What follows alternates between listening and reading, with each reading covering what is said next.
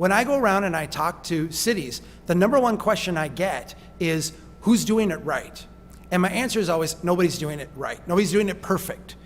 Don't even use that as your standard. But the question should be, who is trending in the right direction? Who's asking the hard questions? Who's making good decisions? Who are leaders that we can learn from?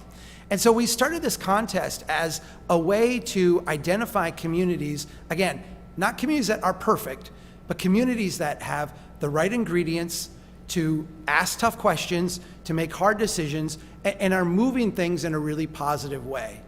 As we've done this tournament over years, we have identified some amazing, amazing places. I was just talking tonight, I think with Bob, about, did I mention Muskegon to you? Muskegon, Michigan. Well, it's a city that I think never would have jumped out at me as being a strong town. They were part of the tournament, went through, they won, went there, was just blown away by the stuff that I saw and experienced, an out of the way place. Pensacola, Florida was our winner 2 years ago. Again, another place that has a bunch of natural riches in a shoreline, but had struggled mightily, had made some real internal decisions about changing their trajectory, and had a lot of great results to show it. It's fun to point other people at these successful places. It's really fun now to add another place to that list. And I think a place that I'm particularly excited about, we started this tournament with 36 different cities. As staff, we weeded out 20 of them before we even got started. We went with 16. My favorite was Bismarck. It was not Lockport. My favorite was Bismarck. You grew on me. And it was Bismarck because I had been there, I had worked with them, I knew a lot of their struggles, I knew the things they were dealing with. But as the tournament went along, this pesky group from Lockport kept showing up. And not only was your vote showing up, and just so you know, you could have voted 10 times and we still would have been counted as one. Right. Like, we weeded that out. So don't think your community spirit is what did it. Like, you legit showed up for this. But the interesting thing about Lockport is that consistently through the tournament, our members picked you over and over and over again. Now, let me tell you something about our members. Our members are smart. They're passionate about strong towns. They're really vested in seeing strong towns principles put into action. They really are vested in seeing, in a sense, the cream rise to the top. And it was very clear as we went through this tournament that our membership wanted you to win, and wanted you to win pretty badly. When we got to the final round and I got to meet you in person, we chatted via Zoom, the way we communicate in the last year. I walked out of that thing going, my gosh, I get a vote too. I'm voting Lockport. And I voted for you guys. And I don't know about our staff, everybody. I think you voted for Lockport. You guys won the, in a sense, popular vote. You also won the hearts of our members and the membership vote. And I'm going to tell you why. It's not because you're the flashiest city. It's not because you're the city that's done like the greatest things. It's not because everybody wants to come here and vacation in Lockport, or because you've got some big project that you've completed that makes you an amazing place. You were up against Oxford, Mississippi, which I'm telling you, Oxford, Mississippi is a gorgeous, gorgeous place. It's amazing. What sold it for you guys and what really put it over the edge for our members was just the attitude that you have. The idea that, okay, we're going to take what we have and we're going to use it to make the best place we possibly can. We're going to continue to do that year after year after year, and we're going to make steady, continuous progress. And the thing that really amazes me, or the thing that I'm most excited about, is that when I just get here tonight and I talk to people, everybody has said to me, everybody that I've talked to tonight says to me, you should have seen us 5 years ago. You should have seen us 8 years ago. You should have seen us 10 years ago. It is not the same place today. That is a story that we want to get out. That's a story that we want people to see. That you can, through hard work, through commitment, through using the resources that you have to the best of your abilities, actually make a meaningful improvement in people's lives, in a place, in your balance sheet, in the quality of life. And so I'm really, really proud on behalf of the Strong Towns movement, on behalf of our board of directors, our board of advisors, our thousands of members, and our millions of readers around the world to come here tonight and congratulate you on being the 2021 strongest town in America. So give yourselves a round of applause. I've got, we have, again, we do what we can with what we have too, so no large trophies, but we have a modest plaque. I want to make sure that the mayor gets this. And then I brought 2 books for you. One for you personally. I know you've got one, but you get another one. And then one for City Hall. Yes, thank you. Just for you to have here. So let's get a picture taken so that you can put this wherever you want. Okay. That is yours.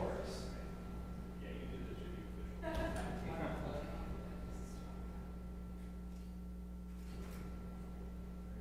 Very good. Congratulations.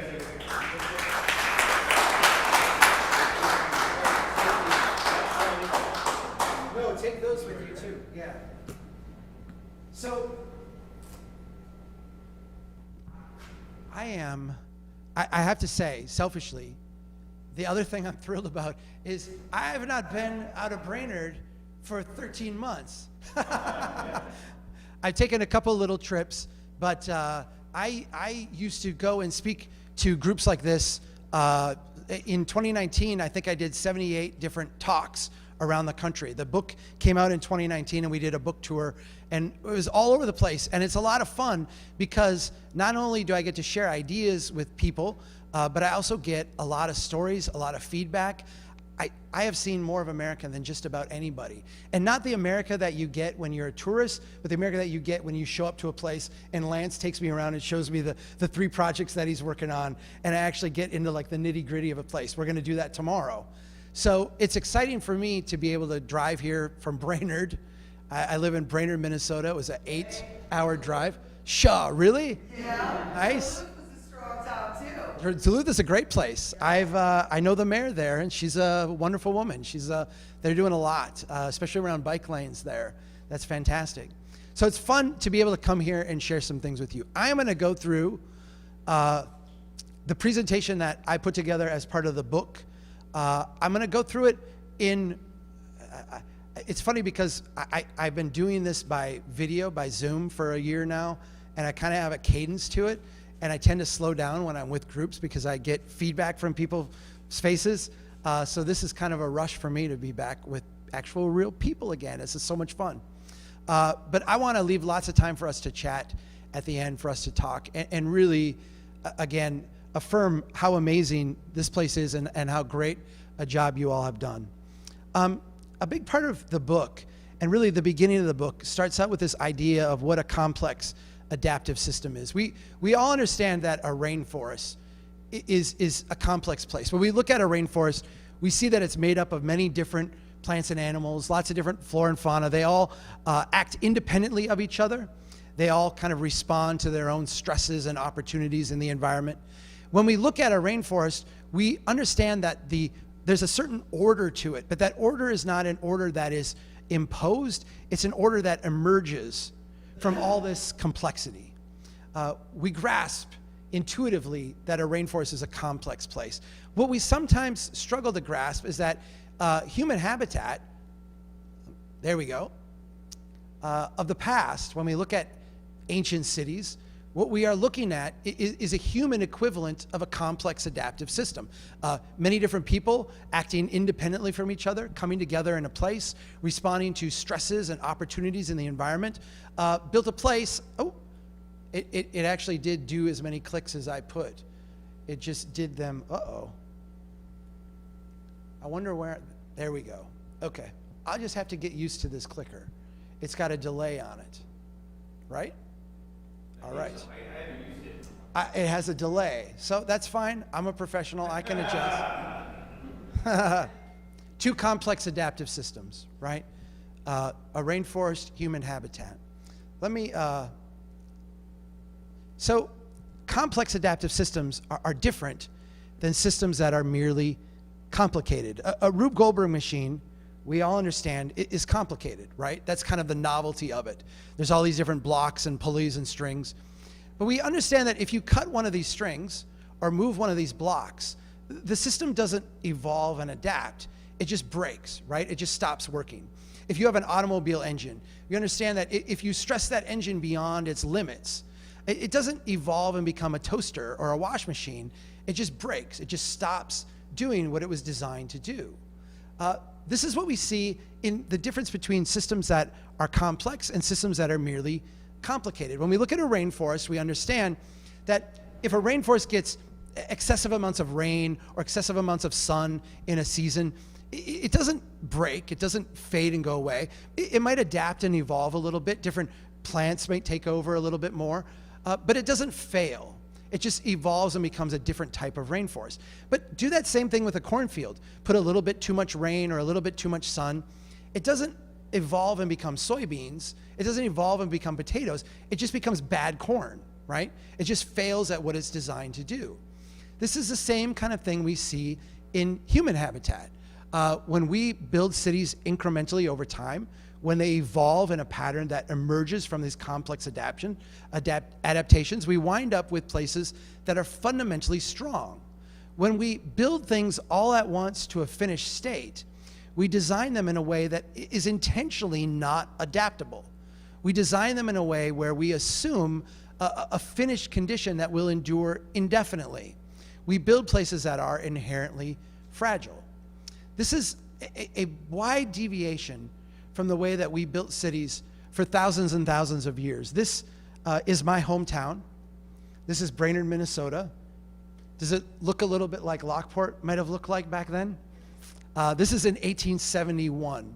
So if you do the math on that, this year, Brainerd, Minnesota is celebrating its 150th year of being a city, which is kind of exciting. This is what it looked like way back at the beginning. Here's the fascinating thing about this city here. We built thousands of cities just like this across North America. Some people with some hopes and some dreams putting in a little pop-up shack. Most of these places, or many of these places that were built, never got beyond this stage. They failed before they ever evolved into something else. What happens when a place like this fails? Does the housing market crash? Does the stock market implode? Do we have to have federal bailouts? No, right? This is a little bet. A few people lose a little bit of money, they salvage what they can, they move on to the next place. We built thousands of places like this across North America, and for a variety of complex reasons that ultimately defy our ability to predict or project or even to fully understand after the fact. A lot of these places were successful. And when they were successful, they would grow in this complex adaptive way. They would grow incrementally up, incrementally out, and become incrementally more intense. Think of a culture growing in a petri dish, right? It just kind of grows in multiple dimensions. As more and more people would move to this city, the underlying land would become more valuable. That rising land value combined with these buildings starting to depreciate and fall apart would create this natural redevelopment pressure. And over time, these little shacks would get torn down, and you would have a street that looked like this. This is the same exact street in 1904. So a little over 30 years later. Those little pop-up shacks are gone. You now have 2- and 3-story buildings. If you went out a couple blocks from this, what would you find? The little shacks, right. This thing was like growing incrementally in all these different directions. And over time, as people continued to move here, that growth pattern would continue to accelerate and mature. The city would grow incrementally up, incrementally out, while always becoming incrementally more intense. That natural redevelopment pressure would make this street ultimately grow to something that looked like this. This is the same street about 4 decades later. This is that complex adaptive system. And the takeaway here, and it's really the takeaway from the first 3 chapters of the book, is that this is a pattern that evolved out of thousands and thousands of years of trial and error experimentation. Humans tinkering with their habitat, trying to figure out a way to maximize it. Was it perfect? Absolutely not. Did it solve every problem humanity faced? No way. But it was a platform, it was a system that allowed us to collectively work on a project together, to tinker with things in a way that would make things better over time. At the end of World War II, really, beginning in the Great Depression, but accelerating at the end of World War II, we of course began a different development pattern, an experiment in a different way to build human habitat. We're going to talk about that a little bit more, but I want to start it by saying this is what that same street looks like today. And if you look at this street from a strong town standpoint, what you see is about $500,000 of public infrastructure. If you count up the road, the sidewalk, the curb, the drainage system, the sewer system, the water system, the street lights, you've got about $500,000 invested there that the community has put into that street. Where is the wealth that will allow us to sustain that investment? Where is the wealth that we can tap into as a community to say, here's how we're going to fund fixing that street, fixing that pipe, maintaining those lights? That wealth used to be there, right? It is no longer there. And I think understanding this transition and understanding it as generously as possible is really important for us to, I think, recognize where we are and where we can go and where we really should go.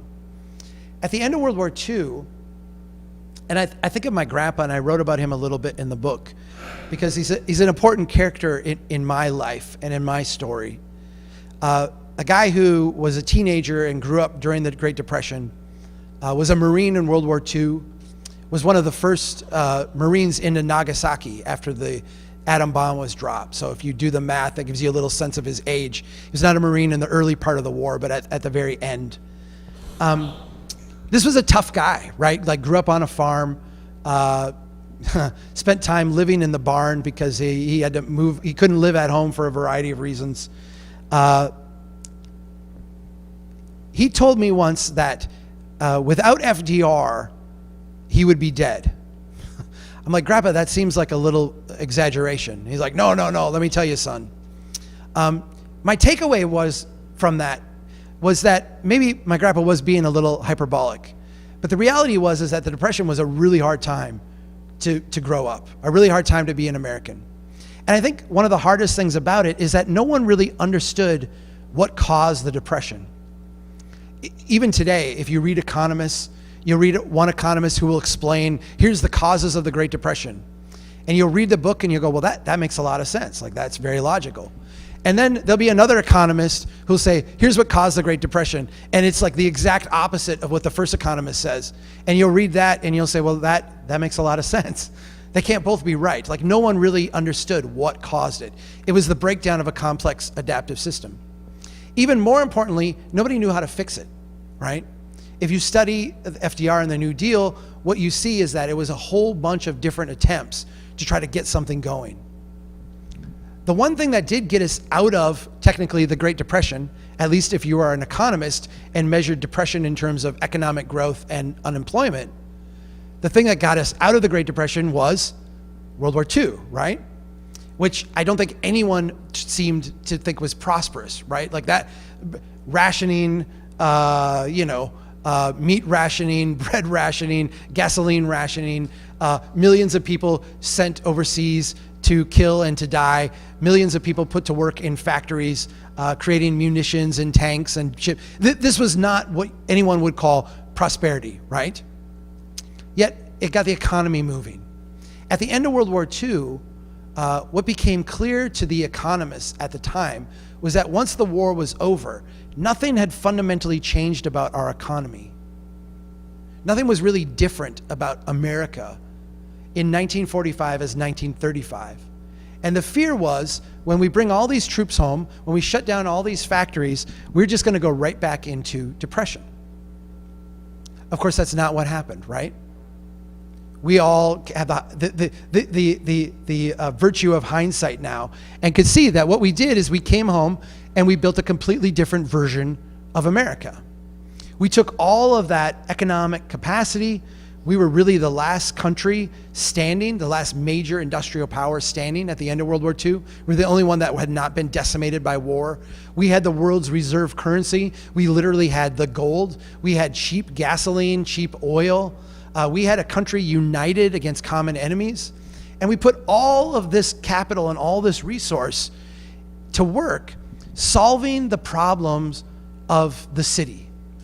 how do we build an America that will be prosperous for everyone? How do we create economic growth and jobs? The answer was we would do it by building a new version of America, completely transforming a continent around a new set of ideas and understandings. And I'm here to tell you that it worked, right?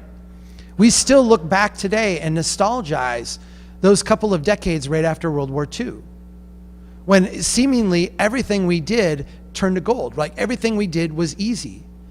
We could create growth, we could create jobs. One breadwinner could feed a family on a nice new house with new cars. This was a golden age of America. And this idea of cities becoming what in a sense was from a complex adaptive system to what became a kinetic growth machine, a machine for creating growth in the economy, was something that is still kind of with us today. This is a map of Fresno, California. I use Fresno because I've got a really good maps of Fresno. But you'll recognize Chicago, you'll recognize St. Louis, Minneapolis. This is the pattern that every city went through post-World War II. You'll recognize Lockport to a smaller degree, not as a grand scale as what happened in Fresno, but certainly in smaller scale. This is the boundaries of Fresno. I start out in 1897. So I want to show you, here's what that incremental development pattern looked like as we proceed through time. So 1909, Fresno grew a little bit. Now 1922, 1934. Now we get to the end of World War II. And you could see that incremental development pattern, that incremental growing up, out, becoming gradually more intense. Still, you had a horizontal pattern, you had out, but you also had this maturing in place, this complex adaptive system. Now World War II is over.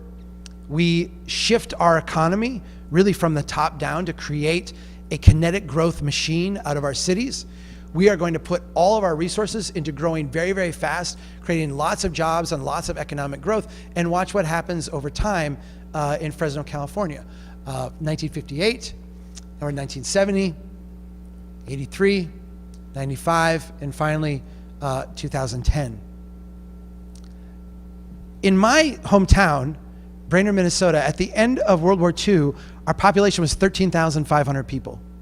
Today, our population is 13,500 people. We are 10 times the area.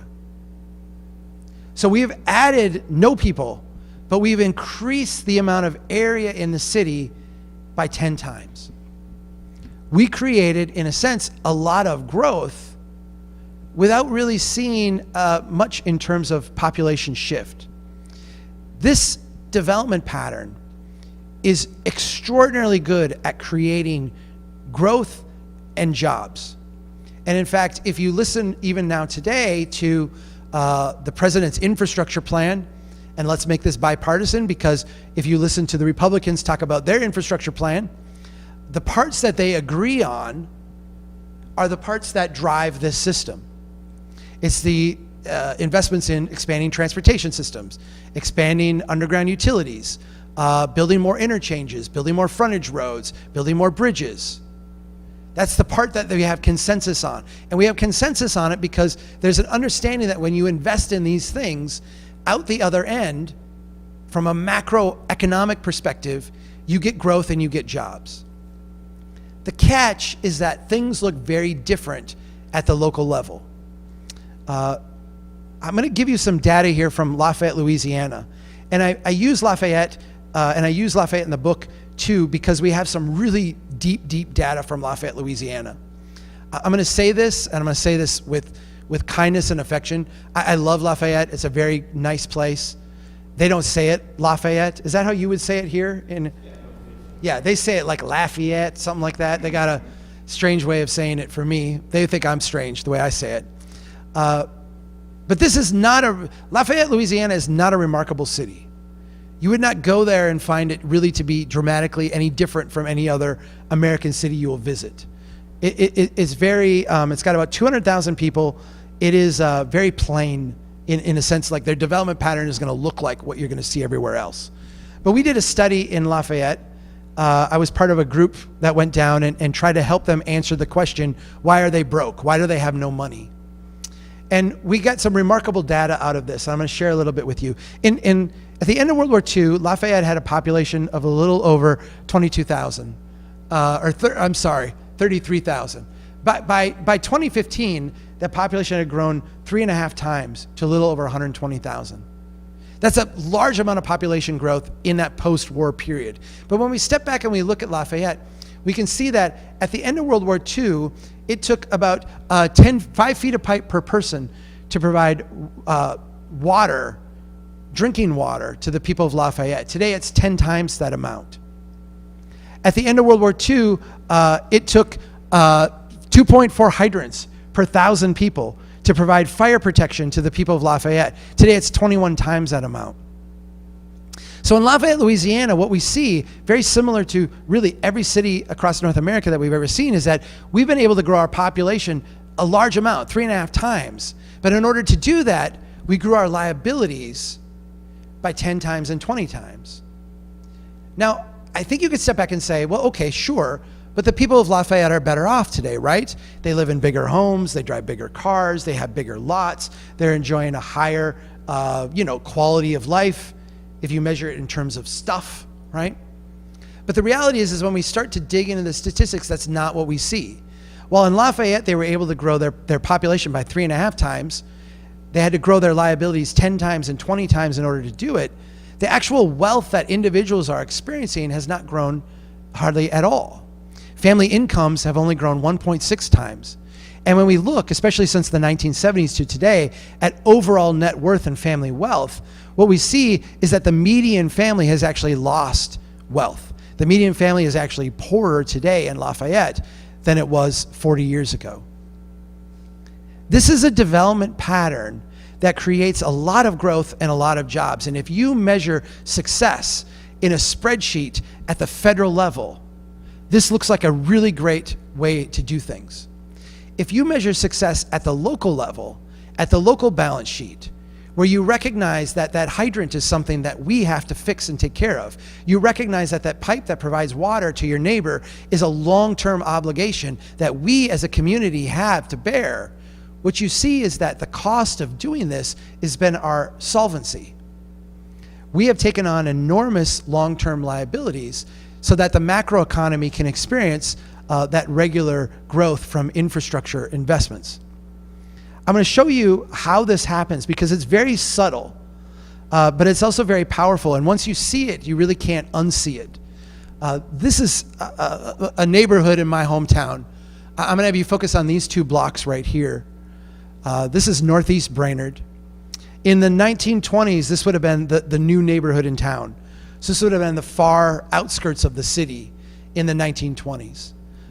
That block on the left, it looks today like this. A little collection of pop-up shacks.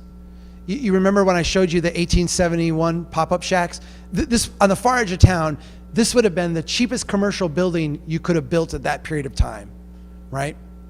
And the idea of the people who built these was that we'll start very small, we'll start with what we have, we'll build something modest, and as we had seen happen in cities for thousands of years around the world, as this city continues to grow, that culture in the petri dish, eventually the land values here will go up. We'll have second and third stories. These buildings will become more intense, more ornate. All 3 blocks were built like this originally. Of course, they were built in the 1920s. Then you had, in the 1930s, the Great Depression. Then you had World War II. Then we just skipped right past these places and started building that new experiment out on the edge. These 3 blocks have stagnated for almost a century now. That block on the left looks like that. The block on the right used to look just like it. We got it torn down, and now we have the new Taco John's drive-through. I know Taco John's. Do you have Taco John's out here? Is it this? It's not this far. Because Wisconsin has Taco John's, but you don't here. Okay. I describe Taco John's to people who have not experienced it as Norwegian Mexican food. So if that entices you, just go like an hour north here and you can try some Norwegian Mexican food. Lots of cheddar, mild cheddar cheeses mixed with other mild things. We like it a lot. You'll notice these two blocks are the same size, the same area. They have the same amount of public infrastructure on them. Everything about them is the same except for the style of development. That block on the left is old and blighted. The city actually has labeled all three of these blocks blight. The block on the right, we got this brand new thing. It met all of our zoning codes, met all of our building codes. It's got on-site parking. It's got a little bit of green space. They put in a sidewalk.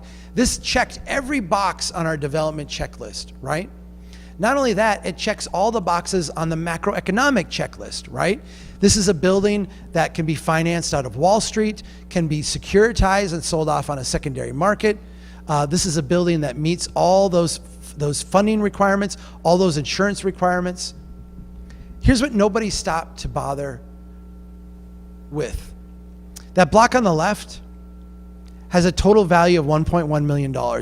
Add up all those small blighted little shops, the pawn shop, the liquor store, the bankruptcy attorney. Add all those up, you get $1.1 million. That block on the right, the same size area, the same amount of public infrastructure, the same essentially cost to the community, has a value of only $600,000. Understand what you're looking at. On the left, you're looking at the complex adaptive system, that human habitat, that evolved kind of way of building that was handed down to us as almost ancient wisdom. Here's how you assemble a place. Here's how you assemble a place to be productive and successful. On the right, you're looking at the brand new experimental style of development. And it's important to note that on the left, you're looking at it in its infant state, after almost a century of neglect and decline. And it still outperforms financially by a wide margin the stuff we're building brand new today. And everybody in this room knows what's going to happen to that taco place in 2 decades, right?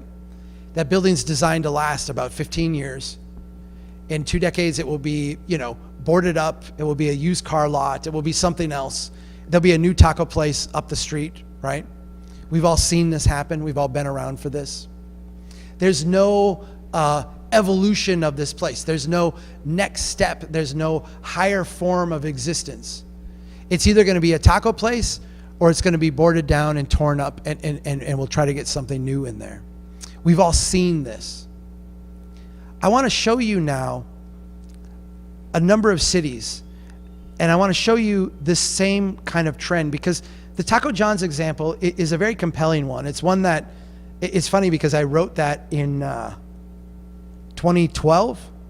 It was quite a while ago now. And it's amazing how many people driving around America stop and take selfies at Taco John's and send them to me. It's a very compelling story. It's gotten a lot of press, a lot of people, because it sticks with people, right? It's not what you're expecting. It's not what the eye test suggests. But what I want to show you now is that it actually is not an anomaly. It's part of a broader trend. This is Buffalo, New York. Buffalo, New York is a city, and I think this should resonate with you to some degree. It's a city that has experienced its peak in the early 1900s, and then struggled with decades and decades and decades of decline. I think you would say, in a modern sense, it has not kept up. But I think more generously, I would say it has experienced a lot of growth that has been really a drag on its core strengths. If you go to Buffalo today, you will see the decline. It will be self-evident. Buffalo has lost population every single year since the end of World War II.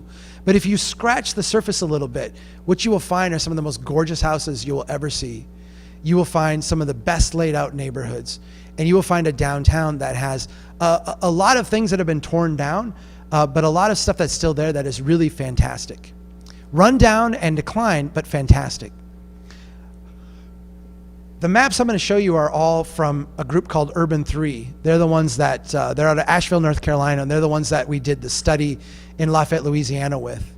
What I'm going to show you now is financial productivity. So think of a farmer spreading seed across a field.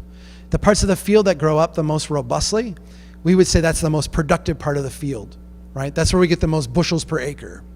So where would we get the most value per acre in a city? Where's the highest level of financial productivity? And if you ask that question in Buffalo, what you will see is that those core walkable neighborhoods, that stuff that was built pre-Great Depression, that stuff that has been around for more than 100 years now, despite the decline, despite the neglect, is this massive repository of wealth. And it absolutely outperforms everything around it. This is a pattern we see repeated in cities time and time again.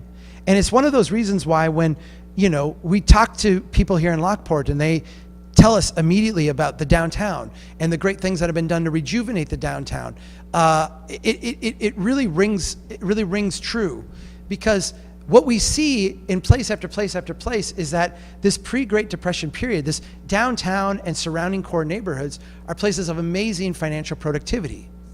This is true whether the city is a large city or a small city.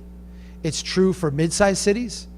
It's true for cities that are northern and have a colder climate. It's true for cities that are southern and have a warmer climate. It's true for cities that are on the coast. It's true for cities that are more inland. It's true in cities that have very high functioning state governments. It's true in cities that have basket cases for state governments. We'll just linger on that for a minute. We see this in place after place after place. Whenever you have that pre-Great Depression pattern of development, that complex adaptive system, that incremental style of building, what we see is that there's a tremendous financial productivity. These are places that are making the city wealthy, even when they're in great decline, even when they're occupied by some of the poorest people in the community. This is a map of Lafayette, Louisiana. And the maps I've shown you up to this point have all been financial productivity, how much wealth is in there per acre. This is actually, you should think of it slightly differently. This is a profit and loss map. So when we went to Lafayette, Louisiana, the question we were tasked with asking is, why is the city broke? Why is this city that has had all this growth, all this investment, all of this like new stuff happening, why can't they maintain their streets? Why can't they maintain their sidewalks? Why do they have perpetually short of money every year in their budget? And so what we went and we did is we looked at every source of revenue the city had. All their property tax, their sales tax, their permit fees, their utility fees, and we mapped them all up. And then we looked at every expenditure that the city was committed to. All the roads they were required to maintain, all the sidewalks they were required to maintain, all the pipes, all the drainage systems, where the transit systems went, where the police department patrolled and the fire department, all the public buildings and the parks, and we mapped up those expenses as well. And when we got done, we had like 36 different maps, and we mashed them all together and we came up with that profit and loss map. Every place where you see a property in blue, that is a property that is paying more in taxes and fees every year to the city than they require in ongoing service and maintenance. Every place where you see a property in red is the exact opposite. That's a place that requires more to serve and maintain than it pays annually in taxes. You kind of have a sense of what this development pattern looks like now because we've been talking about it. You've got the downtown core, which is blue, some very high blue, that the higher it goes up, the more the disparity is. To the right, or to the east of the downtown, there's a crescent of blue that runs through there. Those are some of the poorest neighborhoods in the community. I'm gonna give you some photos of what this looks like. Here's the core downtown in the upper right. Some of those poor neighborhoods in the lower right. Now these don't pass the eye test, right? Like these don't look prosperous, they don't look successful. That neighborhood in the bottom does not look like it's doing well. And just so we're clear, our model assumed that the city was going out and maintaining the road, going out and maintaining the drainage system, going out and fixing the streetlights. The fact that they were not doing that would only make that disparity higher. Those neighborhoods, the core downtown and the surrounding neighborhoods, even though they're occupied by some of the poorest people in the community, are subsidizing the rest of it. The rest of it looks like what you would expect it to look like, right? All that red stuff are the gas stations, the drive-through restaurants, the strip malls, the big box store, the mall, the cul-de-sac developments with the big the big homes with the 3-car garages. That's all that stuff. In Lafayette, Louisiana, they have experienced robust growth, lots and lots of growth, lots of new stuff that's been built. And that new stuff has given them a lot of cash. But it's also created these long-term promises, these long-term liabilities that the city is now struggling to meet. The city is now struggling to maintain all these roads. They're struggling to maintain all these systems. The bottom line that we saw in Lafayette, Louisiana, is that the median family pays $1,500 a year in taxes to the city. In order for the city to maintain everything that has been built, in order to provide all the services that people expect the city to provide, the median family's taxes would need to go from $1,500 a year to $9,200 a year. That's 1 out of every $5 a family makes. We need to get sent back to the city just to maintain the systems they already have. That's not going to happen. It can't possibly happen. And so at some point, the city of Lafayette has to make a decision. What road do we fix? What road do we let fall apart? What pipe do we repair? What pipe do we abandon? What neighborhood do we keep? What neighborhood do we walk away from? Does this sound like a city that you're familiar with? At the end of chapter 3, I talk about Detroit in the book. Because as I've traveled around the country the last decade, and I've met with cities, and I've met with city officials, and I've talked to people, Detroit comes up all the time. And there's one thing that everybody seems to agree about Detroit, and it is this: our city is not Detroit. Whatever ill your city has, everybody, California, New York, Florida, Texas, Minnesota, we all have an agreement that our city, for all its shortcomings, is not Detroit. There's a narrative of Detroit that we've all kind of implanted in our brains that explains why we aren't Detroit. Let me give you my narrative of Detroit, and then we're going to start talking about, to end here, some of the things we can maybe do a little bit differently. If you go back to the Detroit of the early 1900s, you would see one of the greatest cities, not just in North America, but in the world. You can go there today and you can even visit buildings like the Detroit Opera House that will blow your mind. It will look like it should be in Milan or some great European aristocratic capital. Gorgeous buildings, lots of wealth. This was one of the wealthiest cities in the world. Detroit, as it was becoming the motor city in the early 1900s, became the first city to really experiment with what would become this new North American pattern of development, this pattern that emerged after World War II. They were the first ones to do it, right? They were the first ones to run the highways through the middle of the city. They were the first ones to start tearing down buildings to have parking lots. They were the first ones to expand aggressively outward, creating commuter suburbs and have people drive in to work and then drive out at the end of the day. And when this country hit the Great Depression and cities started to literally go into bankruptcy, to have massive, massive problems, when we had huge levels of unemployment and dislocation, one city and kind of some satellites near it that were kind of tied into its economy did fairly well, comparatively really well. That, of course, was Detroit. And so by the time we got done with World War II, it was very clear to every mayor, every city council member, every Rotarian all over North America what needed to happen. If you wanted your city to be successful, if you wanted your city to prosper, you should adopt the development model pioneered by one of America's most successful cities, that being Detroit. And that's what we did. That's what we did everywhere. Detroit is actually very easy to understand. When you take a wealthy city and you spread it out over a large area, driving up the costs and denuding its wealth, you get the insolvency of Detroit. Like all bankruptcies, it happens slowly, then all at once. I say this not because, at the end of chapter 3, when I talk about Detroit, it's one of these things where my mom, when she read the book, she said, Chuck, I just got done with chapter 3. This book is depressing. I said, well, hang with it, Mom. It gets better. And it does get better. Because I think Detroit, in some ways, is already pre-wired into our DNA. This is the way we have been building, and this is the way that this is the city we're handed with, one with really not enough wealth and way too much liabilities. But it's not the city that we're stuck with. And part of the reason why we wrote the book, part of the reason why we do the Strongest Town contest, part of the reason why I'm here tonight to highlight the great things that you are all doing, is because there is an alternate model. There is a different way that we can approach this. We can get off of this kind of Ponzi scheme type of thing where we just need to grow more and more and more and more to take care of all of our promises of the past.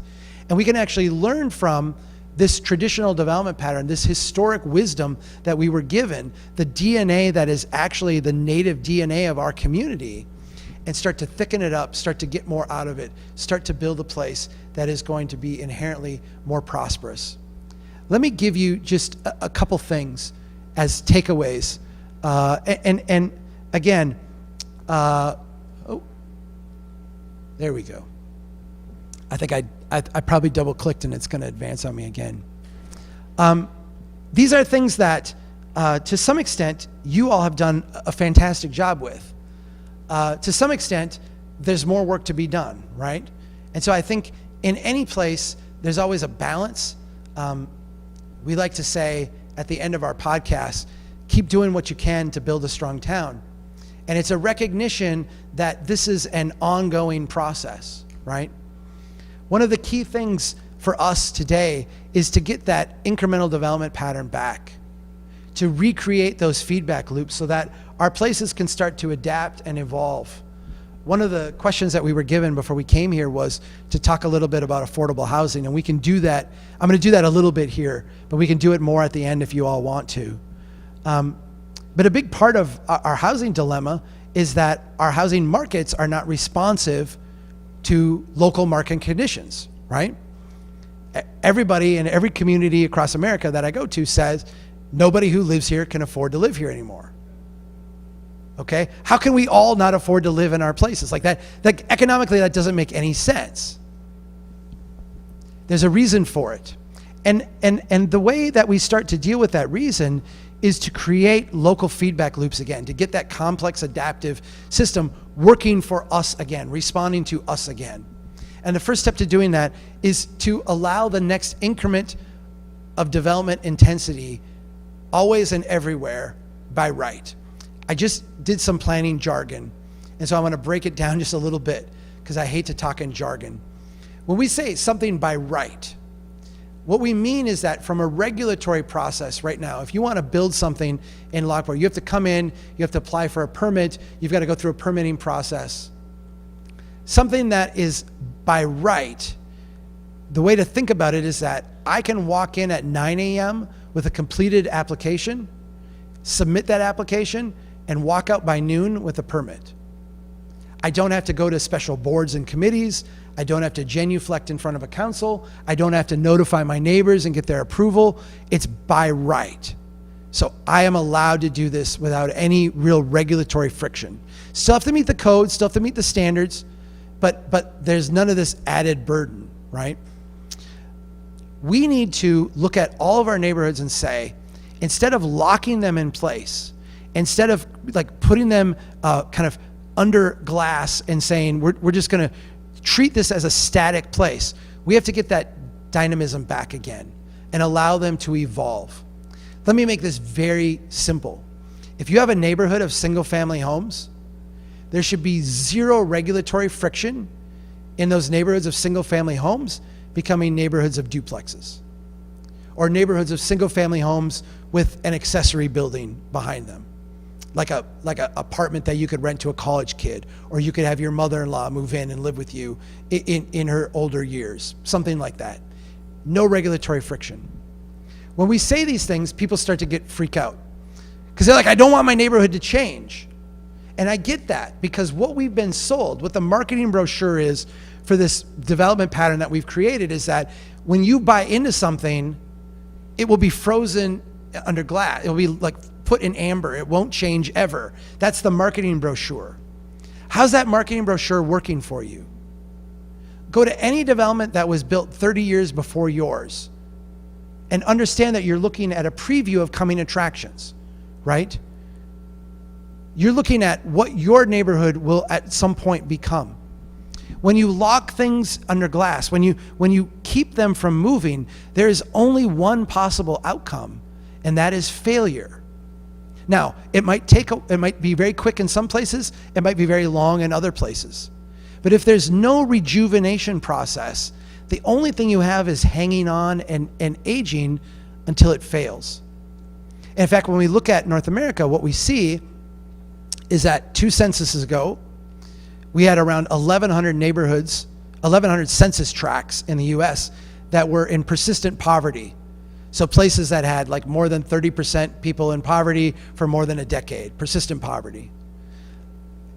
10 years later, in 2010, that number had tripled from 1,100 to 3,300. This is that rolling decline. There's estimates that our latest census, this number will be closer to 10,000. This is the trajectory. So we have to get these neighborhoods rejuvenating again. There's a catch though, and it's a catch that I want to bring up because it goes to the primary objection we have. When we think about growth and development today, it's impossible for us not to look around at the growth and development that we see and react negatively to it. I don't want that in my neighborhood. And a lot of times, the contract we make with ourselves, particularly in cities where there are struggles, is we'll say things like, okay, all of your neighborhoods won't change at all.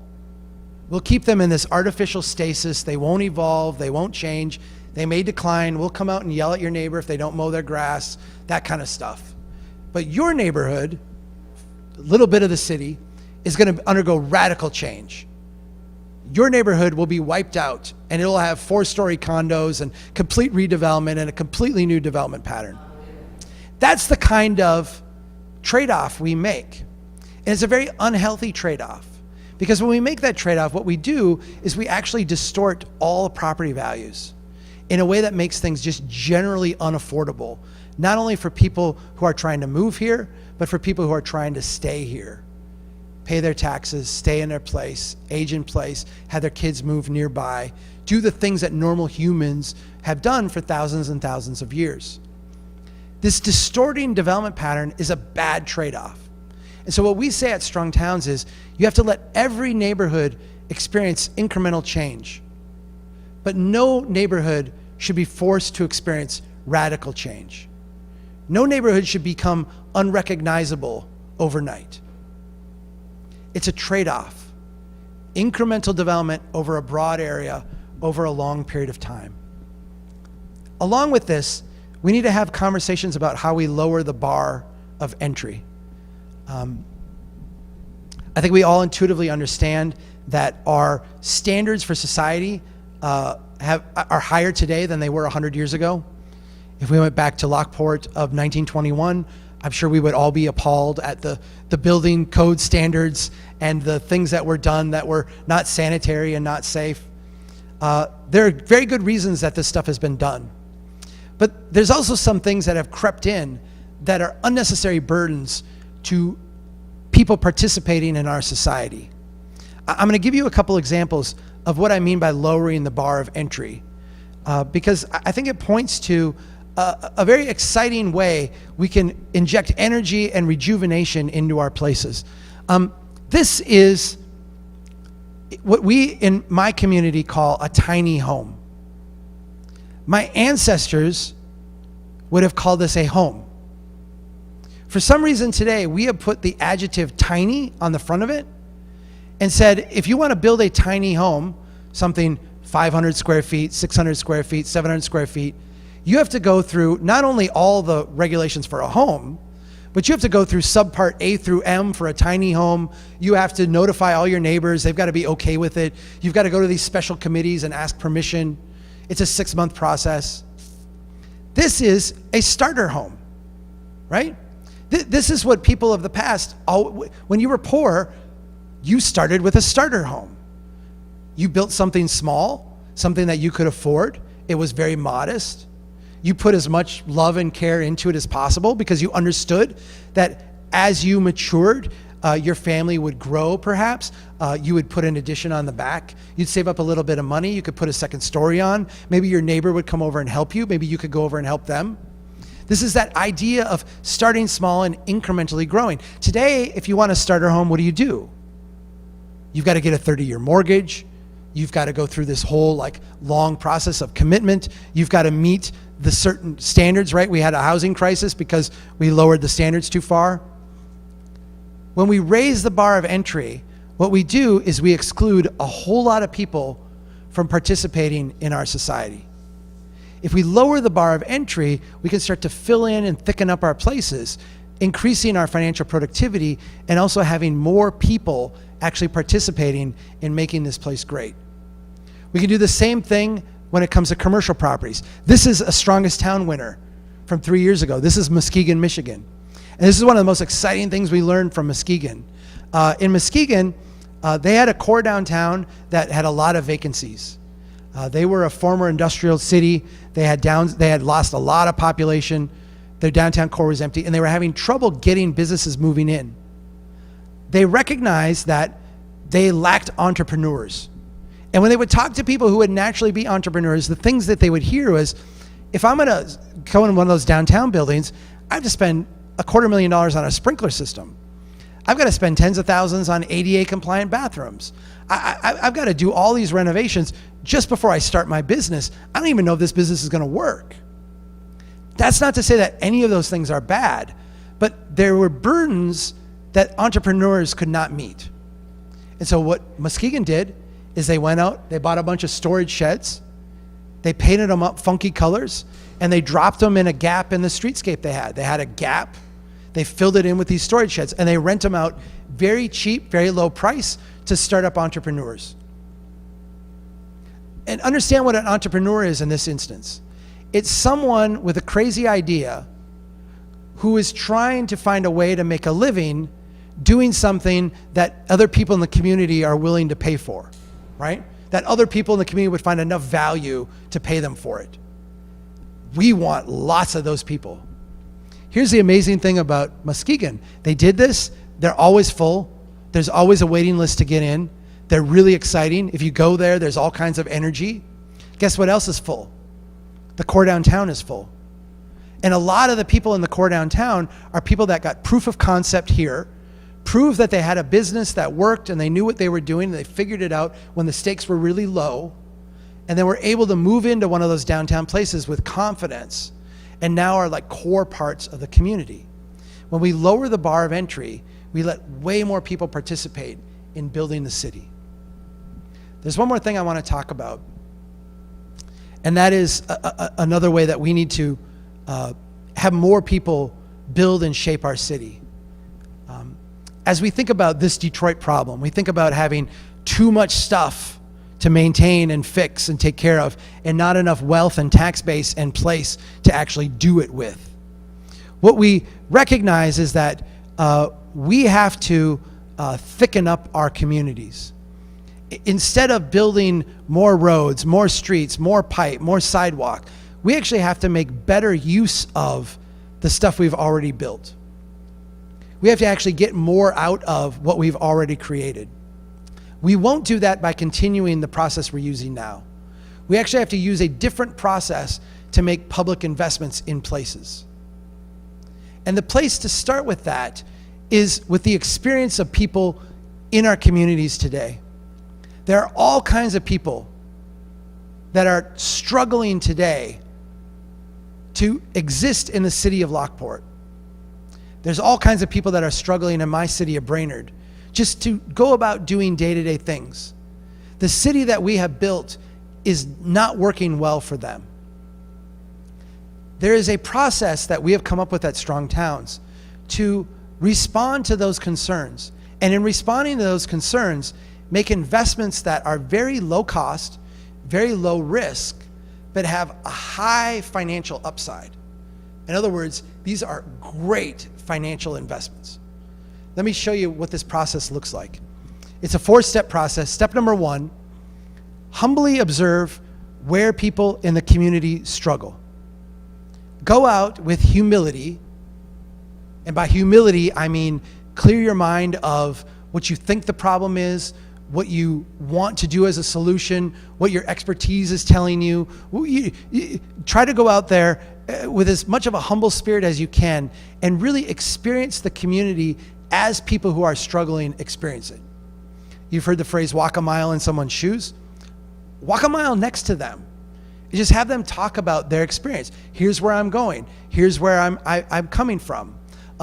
Here's where this is difficult. Here's where I'm having a hard time. Walk with them and experience it with them. Step number 2, ask yourselves a question. What is the next smallest thing we can do right now to address that struggle? Resist the temptation to say, how do we fix this once and for all? What's the big project we can do? What's the federal grant we can tap into? What's the state program that will address this? Ask yourself instead, what is the thing we can do with the materials we have? What's the things we can do with paint and cones and straw bales to make this struggle that we identified a little bit easier? Step number 3 then, go do that thing. Do that thing right now. Don't form a committee to study it. Don't send it to the council for review. Don't go through 3 months of public input.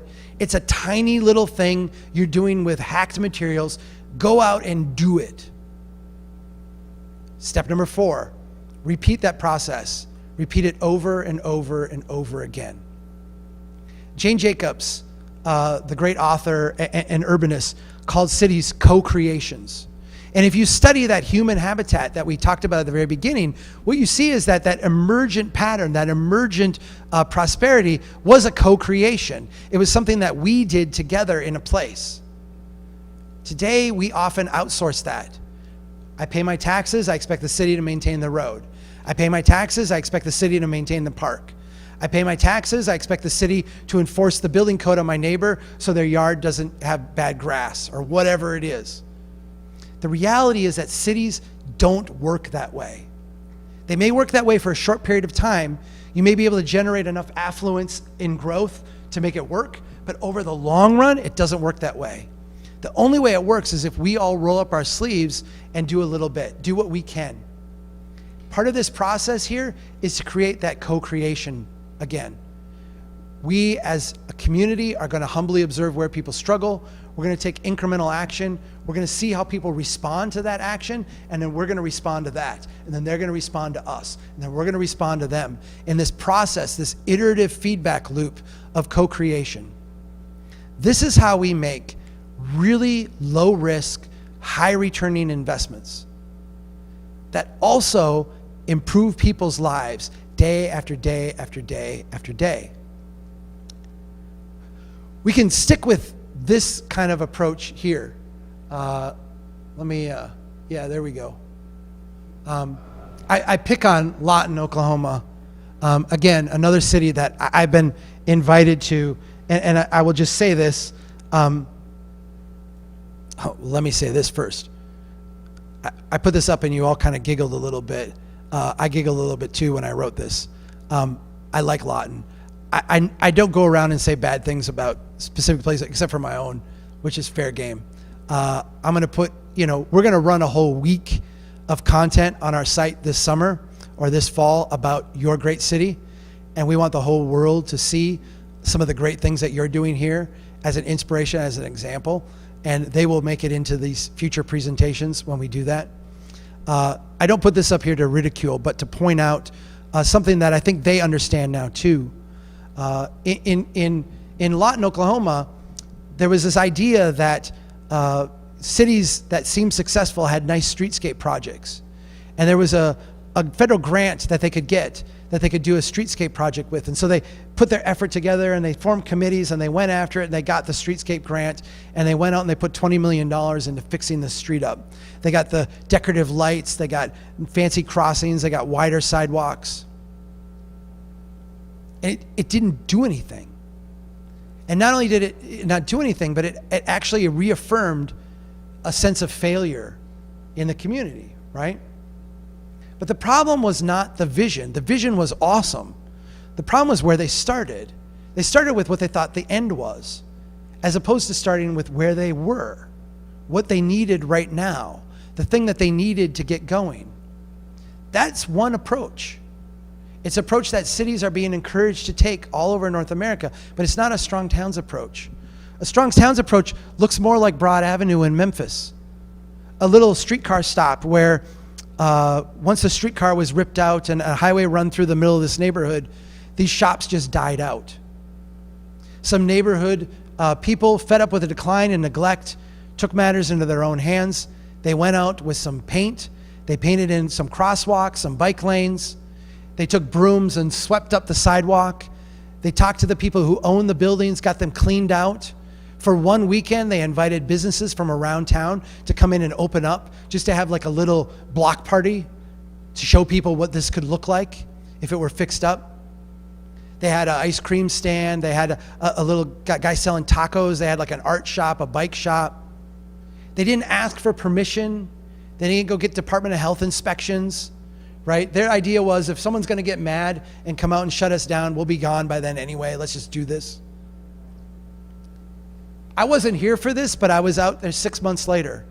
6 months after they did this, I was out there. Every single building was then occupied. The landlord said they were able to raise the rents from like dirt cheap to just cheap because there was actually demand to move in there. I've since been back. I was back 5 years after this. The place is booming. The city's actually gone in now and made not just the bike lane permanent, but have put in raised concrete and moved it back so it's a protected bike lane. They planted trees. They put in nice lights. And the businesses have responded. If you look at this, the city has gone out and measured the success of this.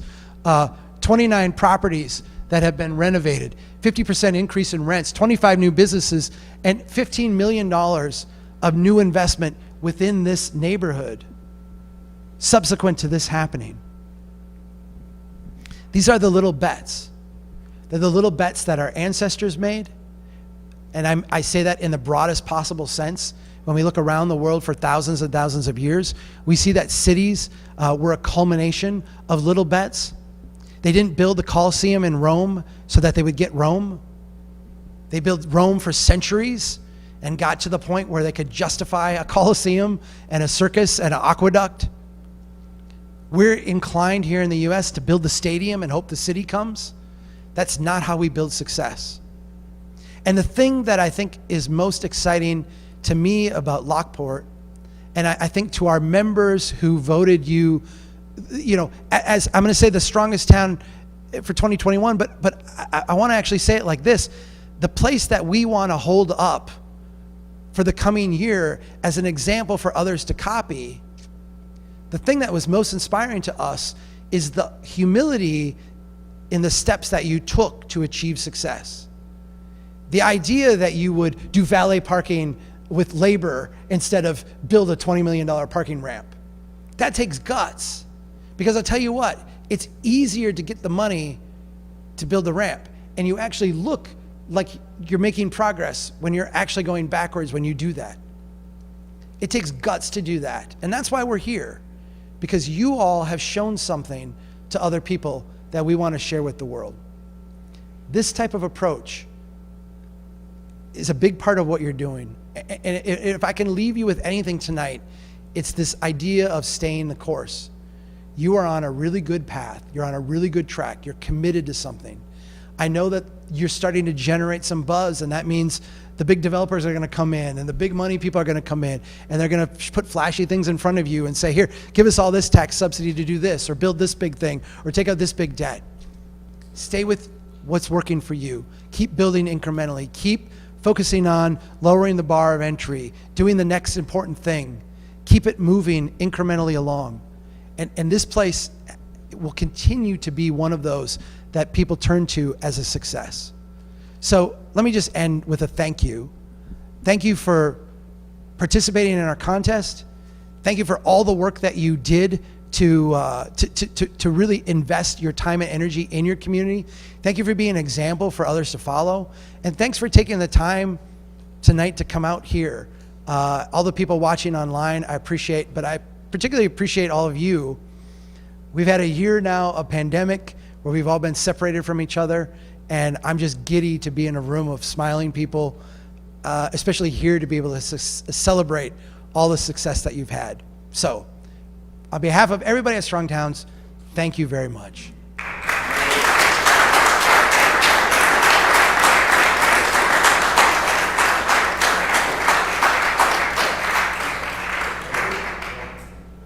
Thank you. Do you want to do any questions, any talk? Oh, I'm happy to. Please, I hope that we can. Yeah. If we have time for that, I would love it. I would be happy to do that. You have anything you want to say? Yeah, sure. I thankful for everything you said, and like I mentioned before you started, there's things that that's great. There's things that we're doing right, but I get more concerned about the things that we're doing wrong, right? Or how do we overcome certain things, or recognizing new problems, right? As our downtown really is starting to boom, that's great. But now I'm finding people are having a hard time even getting an apartment for under $2,000. That's not sustainable. That's not going to work. And without the ability to grow incrementally, how does new businesses, how do people grow on the outskirts of that? How do we do that? We have some positives. We just got 180 acres right at the edge of downtown. It's literally 9 blocks or 6 blocks away from our downtown that there's possibilities for, but it's a brownfield, so we have to, but really that's one of the things that the council and I are doing is like, how do we look at that piece of property and go back to the incremental growth? But I think the struggle that we're going to find, and thankfully there's some developers here today who have a big parcel of property that we're looking at, some residential. We have a lot of legacy zoning from residential, but it was like, I had a conversation with them when they were in my office and I kind of threw some of this stuff out. It's like, have you guys ever thought of building, the tiny house, right? And it's like, can developers build that way and make money, right? And is it possible to build incrementally, right? I've seen this many times, right? We have the classic highway development out there. We got a bunch of stuff that's in the front, right? All the classic, the Paneras and all those, and everybody's very excited about it. But there's a whole parcel in the back that never got developed because the whole, strip center model died. And I've talked to the owners, like, are we willing to think differently back there? Can you actually build incrementally, right? Those guys want to build, I need to get it done and move to Boca Raton with my money, right? It's like, so how do we work with developers in a way that gets them to think incrementally? I mean, I guess that's my biggest struggle, so that it's affordable, right? Because I don't like the idea that I'm starting to become San Francisco, where all the people that we want those restaurants, but nobody who could work in the restaurant can live here. That's ridiculous, right? So I need to have places for those folks to live and thrive and be part of this community instead of feeling like they have to live in Wilmington now before they can work here. That's our biggest struggle, is how to convince the development to work at it. So the one nice thing about being me, there's a lot of nice things. I get to come here and say things and then I leave. And you all have to do hard work. So I'm going to say some things that I can say that you may have to hedge and you're going to have to work with. So I respect the fact that what I'm going to say sounds very simple, but the reality is going to be more complicated. But let me say the simple thing. Part of what is going on right now in the development world is that our macro system rewards scale in disproportionate ways. We understand that a developer that can come in and build 500 homes and pound them out and build them out, it has some advantages of scale over the individual developer who's doing single house by single house. And we get that, but we accept that as a trade-off, right? Like the Home Depot store is going to have an advantage over the local hardware store, and somehow in our brains, like that economy makes sense for us. But we don't often connect that to this problem of affordability and how do we get incremental development.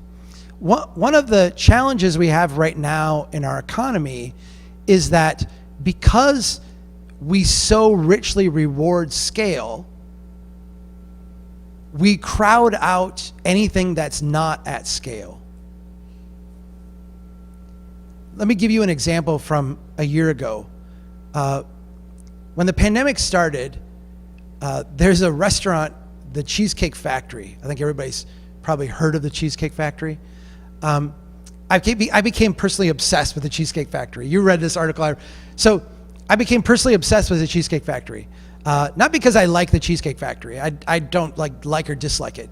But from a stock standpoint, they had been ridiculous about how they ran their company. They took they borrowed tons of money to buy back their own stock, pump up their own stock price. They rewarded their executives with stock options that when the prices went up, their executives personally made a lot of money. And of course, this was good for people who own the stock because they were pumping up the price and their assets went way up too. But when you looked at the balance sheet of Cheesecake Factory, it was a huge Ponzi scheme. Their debt was going up, their revenues were going up less. It didn't make any sense at all. So when the pandemic hit, Cheesecake Factory, like the first, but the first, do you know what they did like the first week of the pandemic? I'm talking like March 15th. They notified every place that they were in, we're not paying our rent. We're done, like we're not paying our rent. We're done. Like we're not, we may owe you $10,000 a month in rent, whatever it is. You may be expecting that to pay your debts. We're done. We're not paying it. And it was fascinating to me because in every discernible sense of the word, Cheesecake Factory was a deadbeat on the system. They were a drag on the system. In a just world, they should have been gutted and run out of town. What happened? The macroeconomy, and when I say macroeconomy, I say this, I'm not trying to get into like the Federal Reserve did this and the Treasury did that, and I don't want to get into like what I think borders on sometimes sounding like kooky and conspiracy and all that, like whatever. What we did is we swooped in as a macroeconomy as part of saving the economy, and we bought up all the Cheesecake Factory's debt. And we said, don't worry about it. Borrow as much as you want. There's a market for it. Even though you're insolvent, even though you can't pay, just borrow the money. And they did. They went out and borrowed just tons of money, and they used that to basically pay their leases and all this and stay in place. Cheesecake Factory should be gone. They're not. I don't think they've closed any stores. And now they're showing record profits on their balance sheet. They're back and they're strong. And if you look at the macroeconomy, this is a huge success. A company would have gone out of business by no fault of its own because of the pandemic. We were able to engineer a recovery, and now they've been able to stay around and stick around. Take that narrative and apply that to every construction company, basically like every big player in the system. If you look at this from an evolutionary standpoint, what you see is that nature hates big. Nature destroys big. Sequoias are such a strange species because they don't exist anywhere else. Like trees don't get that big, right? Dinosaurs are this weird anomaly that got wiped out. Nature just doesn't do big. Nature does small, does lots of small experiments. In our economy, what we have done by protecting the dinosaurs that should have been wiped out is we've actually crowded out all the small. Are you with me so far? Okay. The big dinosaurs in the contracting world and the development world are not responding to what people in your city can afford to pay. What they are responding to is what the market will pay them to build, what the market will securitize and take. They're responding to stuff outside of your community. And this is true nationwide in every place. The only way you get your market responsive to local people is to actually protect it from large players. Now, you can't say, and I'm not suggesting you say, hey, if you're a developer that is traded on the New York Stock Exchange, can't develop in our city. If you're a developer that has over $50 million in sales in a year, can't develop in our city. If you're a chain franchise, can't build in our city. I'm not suggesting you do any of that. What I am suggesting, going back to the earlier slide, is that you insist that all development be the next increment. that all development be essentially the next step. So you've got a brownfield site. I would never sell a brownfield site to one developer. I would, as a city, cut it up into 500 lots, and I would sell it, and I would say you can't buy a lot next to another lot. You've got to be at least 5 lots over from the one you bought, because we want this thing developed incrementally. What will happen is that people will scream in the development community. Part of a successful strategy, and we see cities like St. Louis working on this, Kansas City's working on this, Minneapolis to a degree is working on this. Part of it is growing a community of small, incremental local developers. There's a group called the Incremental Development Alliance. Their mission is to train thousands of small developers across the US. Small developers does not necessarily mean small buildings, but it means small increments. It means working on one building, working on another building, not doing a whole block at once or a whole subdivision at once or 20 buildings all at once. It means localizing the development effort. That is going to feel to a segment of your population like you being anti-growth and development. It's not. What it is pro-local market feedback. Instead of having your market feedback be what's the interest rate that the Federal Reserve is charging, how much money is available on Wall Street, what is the macro flow in the economy, your market is what can people locally afford, how much are they willing to pay, what kind of place do they want to live in. So it's not anti-growth and development, it is pro-local market, localized marketplace, local market feedback.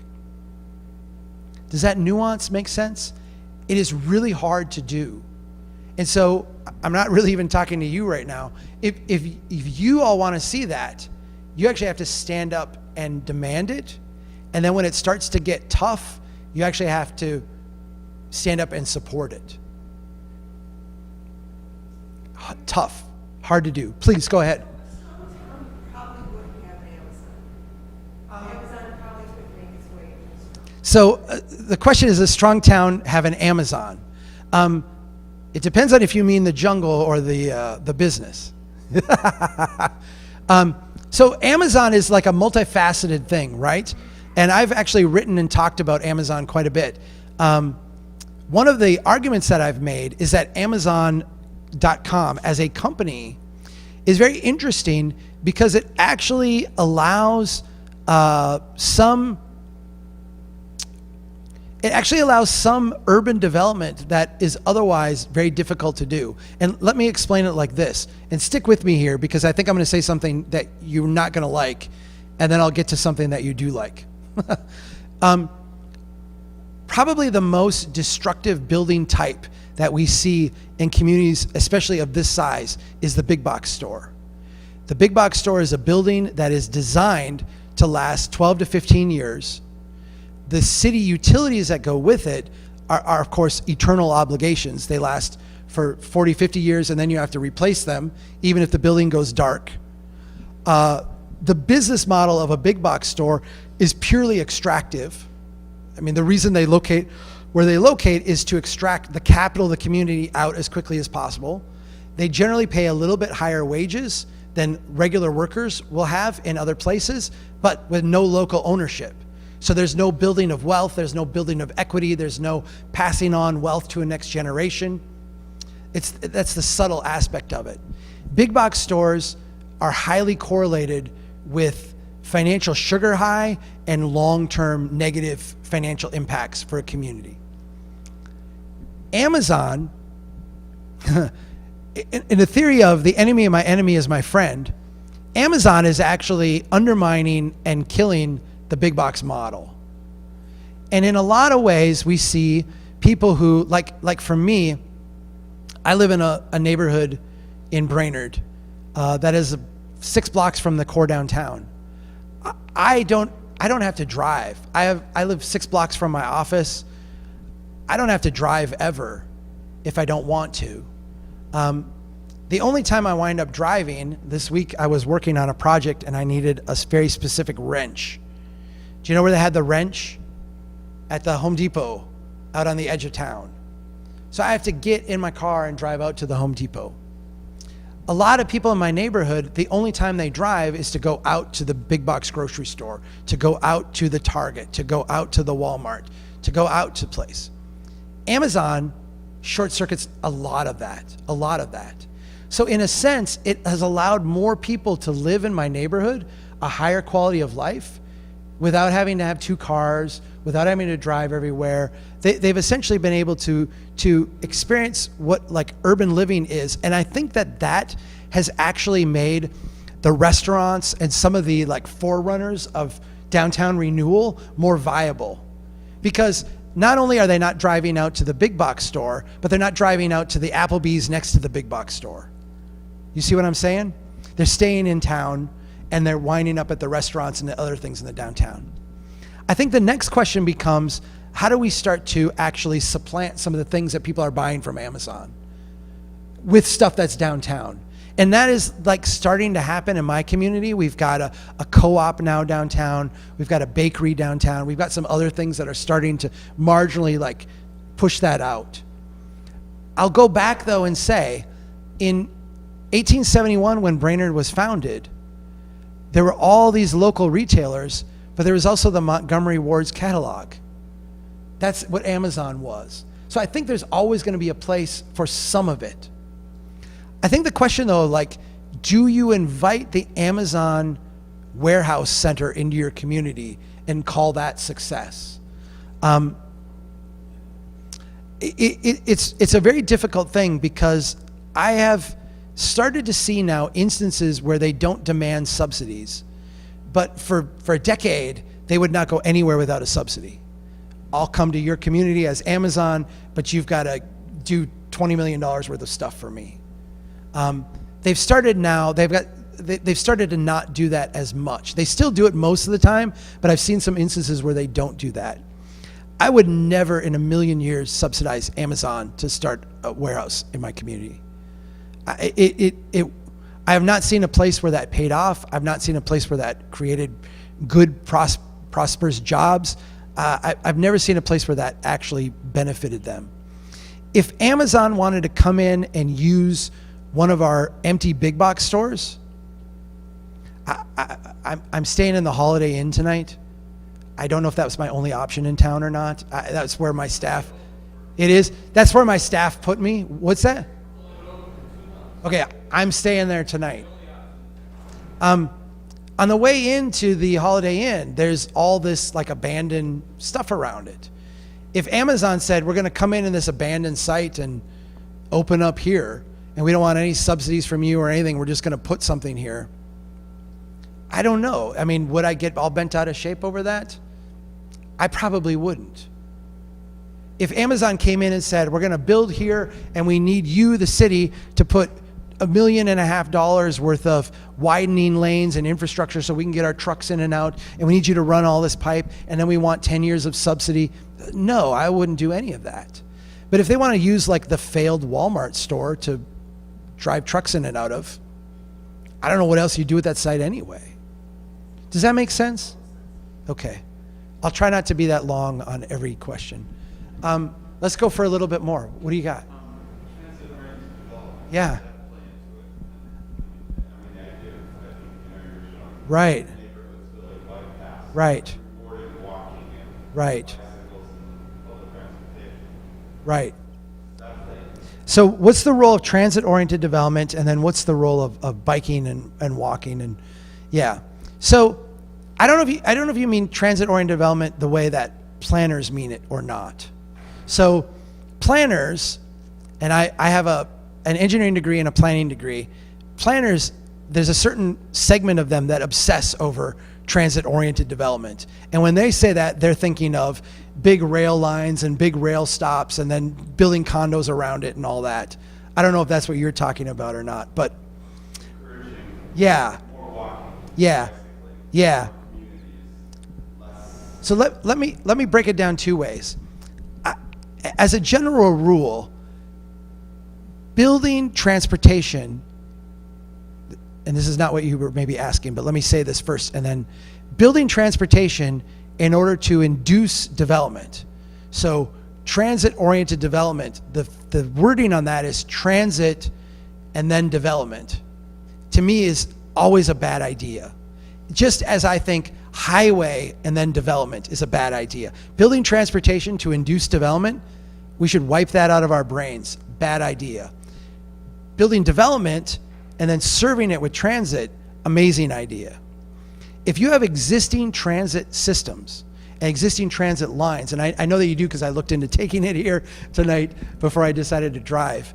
The places where that's at, the obsession should be, how do we, in this place, make that trip there and back walking as easy and as comfortable as possible? How do we get more people on that transit is a wealth accelerator in a community.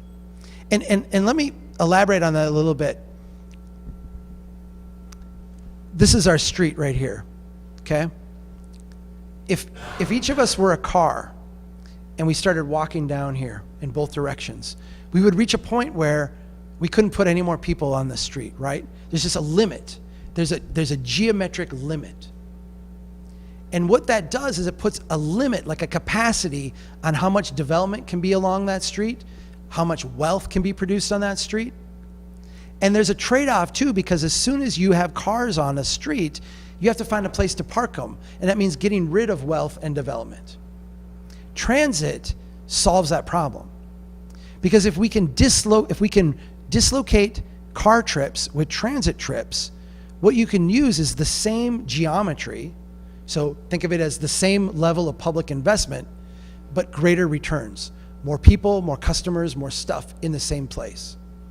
If we think of the city just as a business model, that is a genius business model, right? More stuff, same cost. Higher margins, beautiful. The way you make that happen is you focus on people being able to walk and being able to bike. If people can bike and walk in a neighborhood, now you can serve it with transit. When you can serve it with transit, people don't have to have two cars, they only have one. When they only have one car, they can build an accessory apartment, a carriage house, something else, and turn their place into a little bit more revenue stream for them, building more wealth in the place. Transit is like an accelerator of that. Let me make one more little thing about biking and walking. We have at Strong Towns have said, biking and walking infrastructure is the lowest cost, highest return investment a city can make. The only thing that is going to be lower cost and higher returning are street trees. Like literally, plain street trees have very low cost and very high return in terms of wealth creation. But biking and walking is right there. Here's the magic of biking and walking. The mayor says you almost $2,000 a month rent in a downtown. I'm assuming that mortgages are going to be around that or more than that for places in your core downtown or in the surrounding neighborhoods. If you are a family and you own a car, that car is going to cost you around $8,000, $9,000 a year once you've made the payments, the insurance, the gas, all the stuff that you make with that. If you have two cars, that's about $16,000 a year. Two cars is a mortgage that will get you almost a $250,000 house. If you can go down to one car, it's basically $120,000 of a mortgage additional that you can afford by not having to pay for that second car. So if you can create a neighborhood where a family can get by with one car because they can bike, walk, get around, do normal human things, without having to get into a car, what you have done is you have shifted money that is exiting your community, and you've freed that money up to be invested in your community. You've built your own wealth. And so biking and walking is like a wealth acceleration investment. It not only is high returning immediately, but it has these long-term circulating dividends. The only thing that I'll say, the last thing about biking and walking, use the four-step approach. A lot of places will be like, we're all about biking and walking, and then they go out and we're going to invest $10 million in biking and walking tomorrow. And they put it in the place where like no one bikes and walks. Go out and find out where people are having difficult time biking and walking. Put your money there. Like work on that, make it easier. Because what will happen if you do that is you'll create a culture of biking and walking that will reinforce itself. My city decided we were going to do bike lanes. And what they did is they took the next project that we were working on and put bike lanes on it. And guess where that project was? Way the hell out in the middle of nowhere. And guess how many people bike on it? Nobody. And you know what happens now every time we talk about bike lanes? Oh, you're going to waste money like you did on that one? Yeah. Do you know how you create more bike lanes? You put them where people are using them or would use them if they were there. You find that out by going out and humbly observing and figuring out where people are struggling. And when you make it easier for people to do that, more people show up. And if you make it easier for them, more people will show up. And now when you want to put in a bike lane, you're not doing it as a theoretical exercise that hopefully some people will use someday. You actually have supporters there that will show up at your meeting saying, yeah, I want to use that bike lane. I used the last one you put in and it's great. It really helps me. And you start to build a culture around biking and walking and ultimately around transit. How about one more? Anybody? Please.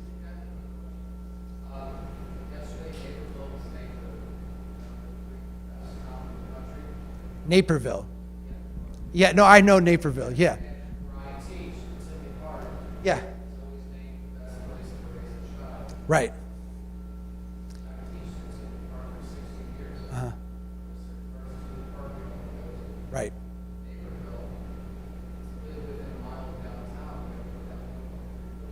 Right.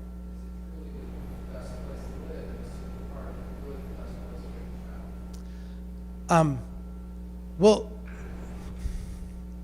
so there's a couple things. Brainerd, my city, was named the worst something. I can't remember. It was like the worst something in Minnesota. And it was, oh, I remember what it was. It was like the highest crime city outside of the Twin Cities in Minnesota. It's like the worst place for crime.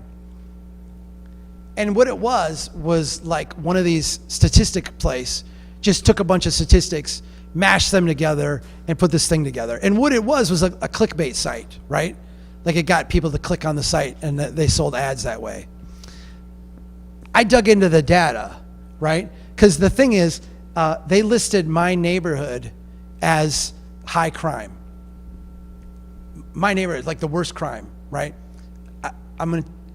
We're on the air. Okay, I'm gonna say something. The good people of Lockport, I don't lock my car doors. Our front door is unlocked all the time. It's one of those ones that like, you've got to have a certain key, skeleton key, because it's an old door. It's a pain in the neck. We just leave it unlocked for the most part. It's locked. If you ever come there to steal something, it will be locked, and I have a huge dog. Our neighborhood has no crime. Like it is every now and then someone speeds, every now and then but our neighborhood is like ridiculously safe. But because of these like statistic aggregator sites, it's like, oh, this is a really bad neighborhood. And this is a really bad city.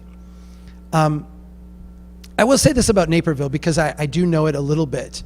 I don't know the other city you mentioned, but Naperville in the Strong Towns narrative is at the peak of the Ponzi scheme. The idea that you can grow very, very quickly and you can be like the place is a reality for every suburb as you go out.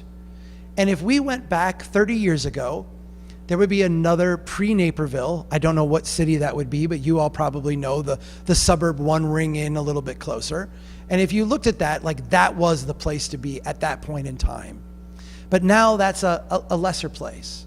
And let me tell you the mechanism that happens. Think about Ferguson, Missouri. We all know Ferguson to some degree, right? Because they were national news a few years ago. At the end of World War II, the very first suburb that was an auto-oriented built suburb in the St. Louis area was Ferguson. Ferguson was the exciting new place. It was a place where all the wealthy people moved to. It was a place with the brand new schools that were really good. It was one of the most desirable places to live in America. It was a great, beautiful, brand new suburb. But like all post-World War II development, it was built all at once. So it was built, everywhere was built all of a sudden in a few years. And everything was built to a finished state. So no evolution, no change, it was just all done. When you build, think of building a block of houses all within a few years of each other. They all look beautiful. But if you go back 25 years later, what happens? Everybody's roof fails at the same time. Everybody's hot water heater goes bad at the same time.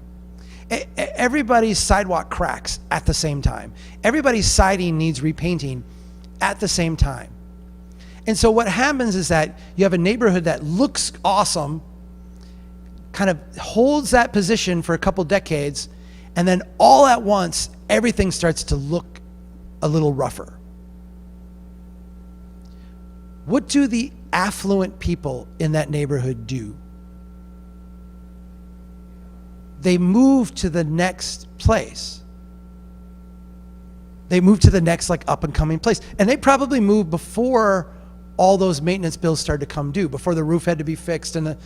So the people that are left behind have slightly less means, financial means, to maintain a stuff in a place that the costs are now starting to rise. I bought a house that's 25 years old. I like it, but it was a little bit cheaply built. Now I got to fix the roof. Gosh, I don't really have money for that. I got to fix the siding. Don't really have money for that. Oh, now the dishwasher broke and the furnace needs repair. All these things like normally happen in a house. But because they were all built at the same time, the entire block and sometimes the entire neighborhood goes into decline all at once. In a neighborhood where there's a rejuvenation strategy, in other words, in a neighborhood where I can buy that single family home in distress and turn it into a duplex and rent out half of it and live in the other half, basically, I can finance fixing things up, okay? Like, I don't have the money right now to fix the roof, but I tell you what, I can go borrow the money to fix the roof and add a little unit onto the side, and then I can rent that out, and in 10 years, I can retire that debt. And now I got a cash thing, and I fixed my roof. That's what families did for thousands of years. Like, that's the way cities thickened. That's why cities thickened up. It didn't thicken up because people loved neighbors. It's because thickened up because we were poor. Like, we had to fix things. We had to take care of things. And the way you cash flow it is you turn your spare bedroom into an apartment, right? You follow me?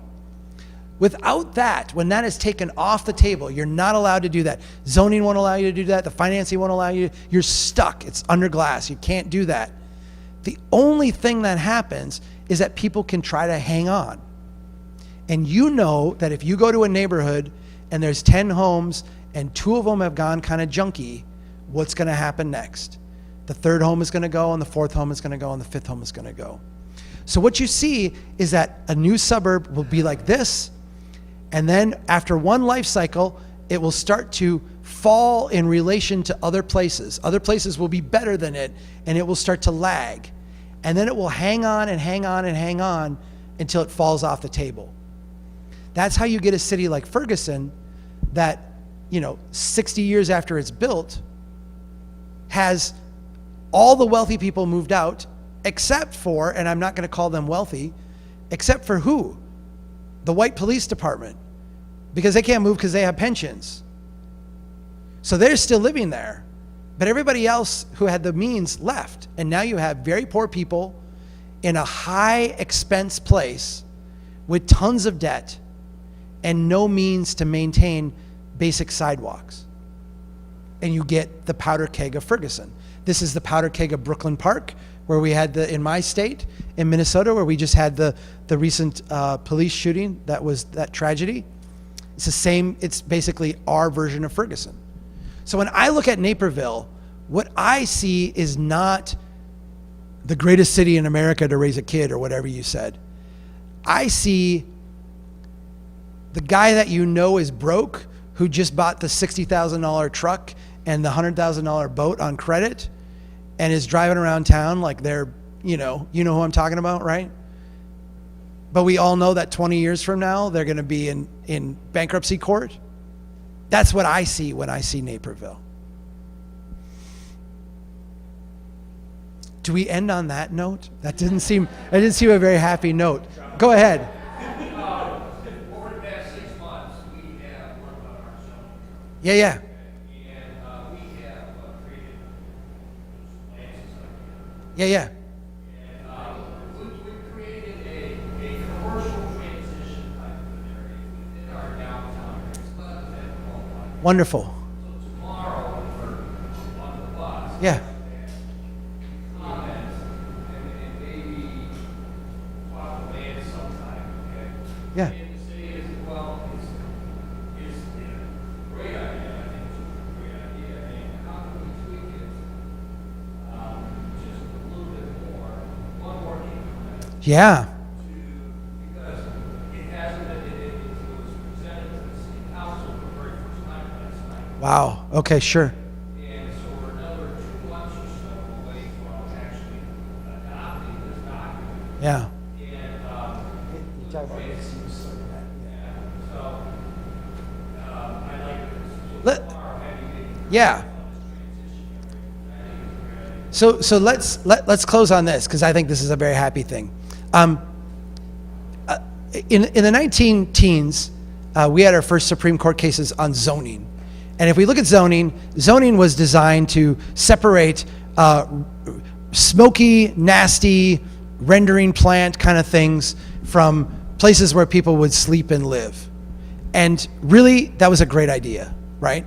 It's a fantastic idea. Something like awful happened. The Great Depression happened, and people stopped building for 15 years. But during those 15 years, zoning kind of percolated in City Hall. And by the time we got to the end of World War II and we turned cities into this kinetic growth machine, zoning was the perfect tool to replicate the development pattern over and over again. It's like a recipe. If you can meet these 10 standards, build it. And it just became like this blueprint over and over and over. The defining feature of modern zoning is a separation of uses.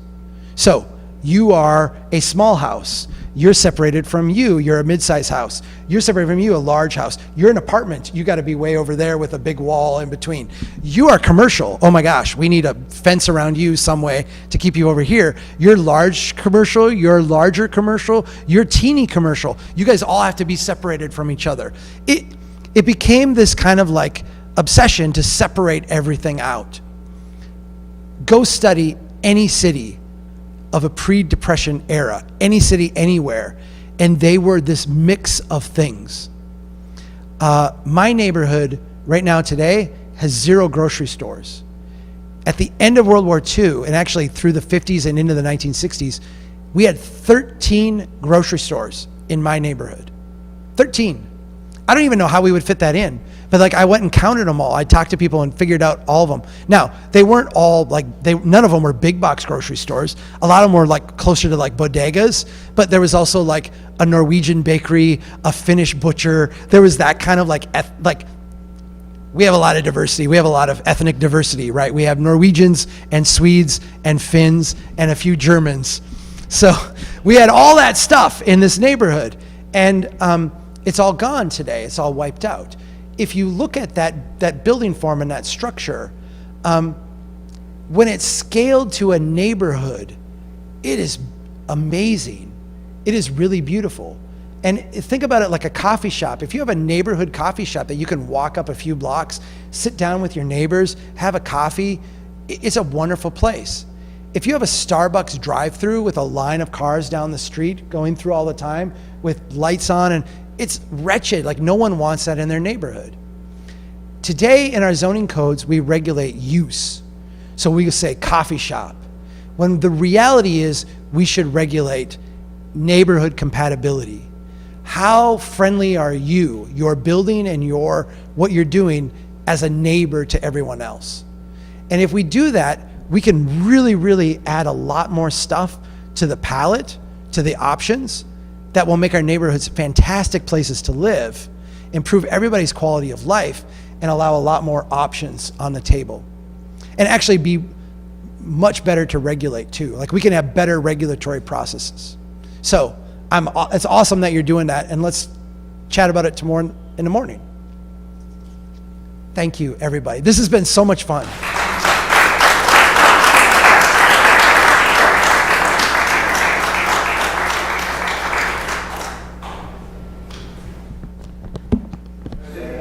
So I'll just step in his place.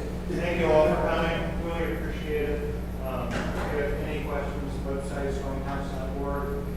Feel free to look it up. There's a job of information about this. You can dive into as much detail as you want.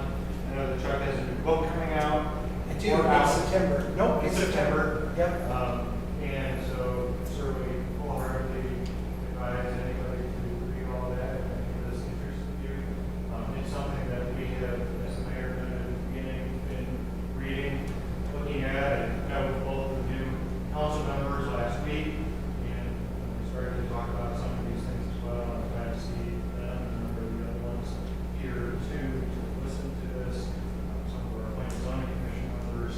So all of this information is super helpful, and Darren and his friend Mark, we are literally right at the 75%, 90% way of our zoning code, and a lot of these things are embedded in some of this that we're doing. So, it's an exciting time, and appreciate all of you coming out here, and excellent rest of the week. And I realize I'm so out of practice that I forgot business cards. So Chuck has strongtowns.org.